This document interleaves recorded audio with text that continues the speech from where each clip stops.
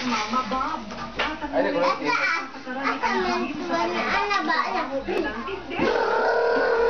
Grabe to sir, gulit mo na pinipila, nawa. Nagrum-rum, ha? Grabe ay. Ayaw mo nang lumagpas kasi Oo, nasigpan daw siya. umutang sa akin ako. Yung bata, Ano, gusto mo na siya. Grabe kayo mo pa traso. Nahihili ko ganyan. kasi lahat ng mga nakatira dito, kailangan sa nila. Ngayon, pinaplano ni Angelina magpatayo ng isang convenience store para may pagkaabala. Ayan ka. Rin may magandang mapurahan. Patras. Ay, lagi lang, tayo lang. Punta ko.